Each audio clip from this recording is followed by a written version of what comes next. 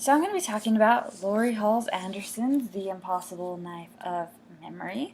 The cover of the book really goes well along with the storyline because ice and snow and this huge crack and everything just really are big themes throughout the novel, and they just become more meaningful and important as the novel progresses, and especially towards the end of the novel, they become even more important. So it's just really great depiction.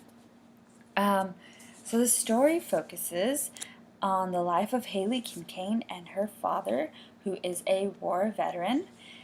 He suffers a lot from post-traumatic stress syndrome, and he's also an alcoholic. So he's just kind of struggling and fighting these battles that nobody else can really understand unless they'd been through what he's been through, and it's just really tough for him. He struggles to do simple things like holding down a job or just getting up in the morning. And so Haley is left with the burden of trying to kind of get her father to act like an adult. And even though he does love her and he does consider her very important, it's obvious that he is just struggling, and she really doesn't know how to change that. Um, so Haley tries to hide it. She tries really hard to hide what's going on in their life, but it becomes more and more obvious that her life is falling apart. But because of everything that's going on, her grades start to suffer, and it soon becomes just the snowball effect of her trying to just overcome school and to just get through and to graduate, but also to get her father to wake up that morning and to do something else and to actually go on with his life. Um, so it's just really sad to see her trying to do that and to pull through. And because Haley is trying to hide everything, the reader doesn't really know much about her past until she kind of lets little things slip, like she'll tell little stories or just have flashbacks, and then all of a sudden you kind of understand more and more about what she's gone through and how hard it's been, and everything that's been going on. So this is kind of an example of that, the scene where she's very upset about something, and she kind of just says, she's thinking this in passing, it's just a little thing, and she says, what if he's been getting worse because she's been messing with his head? What if he has truly lost it, as in he needs to be tied to a bed, he needs them to shock his brain again? What if he's already gone over the edge and can't come back? So this kind of shows you what they've done to Haley's dad, and kind of more of what he's been through and more of what she's been through and what she's had to see and what she really worries about, and returning to that and how scary and horrible that would be. And so also in the story, Haley meets a boy named Finn, and they kind of fall in love, although at first she's very reluctant and doesn't really want to let him pursue her because she has seen her father have many, many failed relationships, and it's just been really hard, and she just doesn't think that really that she can find that romance and that happiness. But eventually he kind of wins her over, and he becomes a very important character because he shows her like how understanding other people can be and how loving, and also just things like how she should be treated and what she should want in life and how much she can accomplish if she actually tries. Another really important character in the story is Trish, who is her father's ex, and she had cheated on him in the past, so Haley really, really dislikes her, but she returns to their home and just kind of starts hanging out there again, which really bothers Haley. But Trish soon becomes a very, very important character in the story because she just becomes a help to Haley when she needs her and a source of strength.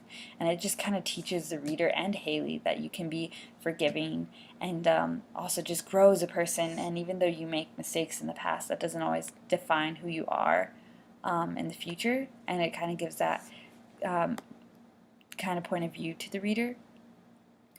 Um, So, towards the end of the story, Haley and her father kind of end up in this situation where both of them have to make a decision about surviving any longer past where they were, and it becomes very emotional. And you kind of get to see like what life can bring someone to, what hardships can bring someone to, but like the reasons for continuing and why life is worth it. So it kind of gives you more of a view into that. So the book is told from Haley's point of view only, which I think really helps because it makes the book more personal, because a person who isn't related to someone suffering through PTSD might feel more like, be more not as understanding because they just don't understand exactly the emotions that goes with it and how a daughter of someone who has that, who struggles with that, would act the way she does and would be so willing to try over and over again rather than try to force, her father to be a better man. She just tries to be a lot more understanding and compassionate, and I think that it's only understood through her eyes, and you wouldn't really get that from any other character. And all the characters are very strong people, but none of them are all good or all bad, which I think is really believable and would really help as a young adult reading this story because in reality, everyone has some bad and some good in them. And even though, you can be a great person who makes good decisions, you make mistakes, or you can be a person who makes poor decisions, but you still might end up being able to grow past that and to be a better person. And I think the story kind of focuses on that, on the fact that there are so many different kinds of people in the world and so many bad decisions get made, but also so many good ones. And it's just a mix of things. And it's just kind of trying to be better the next day and to continue growing.